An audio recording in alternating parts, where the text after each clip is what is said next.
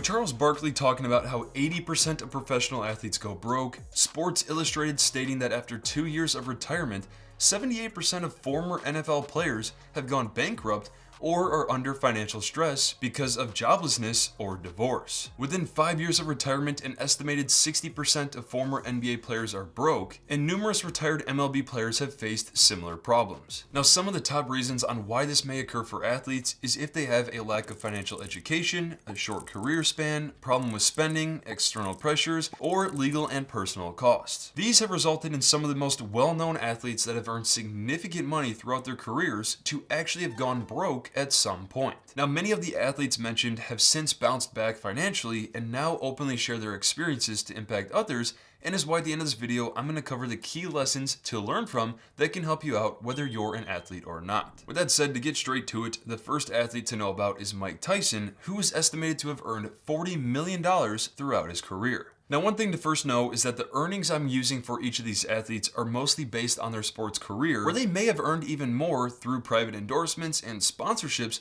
that could significantly increase their total earnings. But for Mike Tyson, at just 20 years old, he set the record as the youngest boxer to simultaneously hold 3 heavyweight titles. He earned more than $400 million throughout his career, yet he declared bankruptcy before retiring in 2003, which he has spoken publicly about his financial struggles, admitting to spending lavishly on items ranging from jewelry and luxury cars to exotic pets like tigers. From there, another boxer that Tyson ended up fighting is the number 2 athlete to mention, that is Evander Holyfield, who is estimated to have earned $250 million. Now, according to Bleacher Report, the legendary boxer Evander Holyfield has amassed $250 million in career earnings, where ESPN also reports that he earned $34 million for his second fight alone with Mike Tyson in 1997. Despite his success, he faced significant financial struggles when his 54,000 square foot home with 109 rooms went under foreclosure, as well as having a large amount of unpaid child support. After years of lawsuits, Holyfield officially filed for bankruptcy in 2012. Aside from boxing, looking into the basketball world next, we have Allen Iverson, who is estimated to have earned $200 million. Now, AI is known to be one of the most agile scorers and flashy playmakers in NBA history, where he earned his $200 million from playing 14 seasons in the NBA. Despite his tremendous success on the court, he spent lavishly on cars and a high-status lifestyle, where he ended up facing significant financial difficulties after retirement as he filed for bankruptcy in 2012. Since acknowledging his poor financial decisions, fun fact is that he is now Reebok's vice president of basketball underneath Shaquille O'Neal. And if we start looking into the football world, you may see on top Michael Vick, who has earned an estimated $116 million.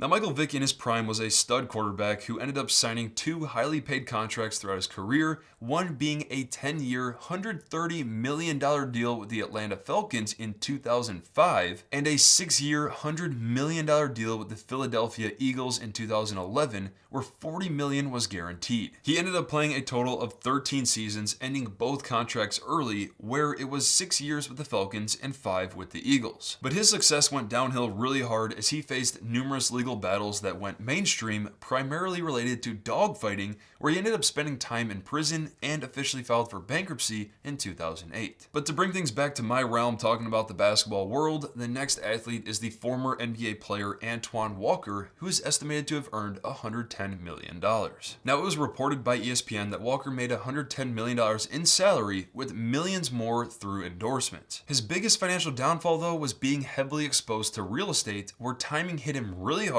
as the 2007-08 housing market crash took him down with it. He even said in an interview talking about finances that his first NBA contract was $1.6 million, but after purchasing a home for his mother, a condo for himself, and 2 cars, he was in debt by year 1. Not to mention, but that $1.6 million in after-tax income made it go down to $800,000, which he officially filed for bankruptcy later on in 2010. Bouncing back to the NFL is Terrell Owens, who is estimated to have earned $80 million.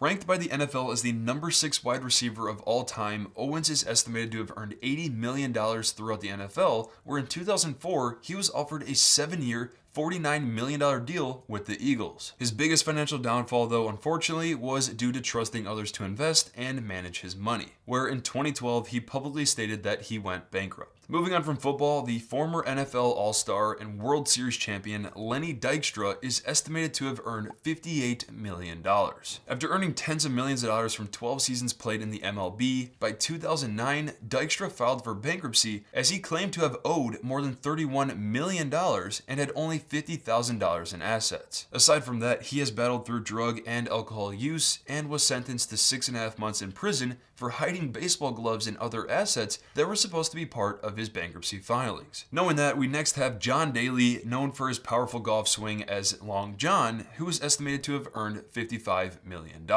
As you may know him for his obsession for Diet Coke or stating he doesn't drink water, Daly has earned tens of millions in prize money and endorsements. According to the PGA, he is currently ranked 261st on the all-time earnings list, totaling just over $10 million throughout his career. But from 1991 to 2007, Daly publicly admitted to losing over $50 million due to gambling and lavish spending, and even lost $1.65 million in just 5 hours at the casino. Many lessons to be learned, but the next number 9 is the former NFL linebacker and Pro Football Hall of Famer Lawrence Taylor, who earned $50 million over the course of his career. Now, Taylor reportedly lost a significant amount due to cocaine, lavish spending, and hard partying, where after retirement, he was arrested numerous times for drugs, was guilty for filing a false tax return, and officially declared bankruptcy in the late 90s. And the last one I'll touch on, I believe, is one of, if not the most interesting ones, and that is from Dennis Rodman, who is estimated to have earned $27 million. Now, Rodman is known as one of the most energetic and dominant rebounders in NBA history, where he led the Bulls to many championships, playing alongside Scottie Pippen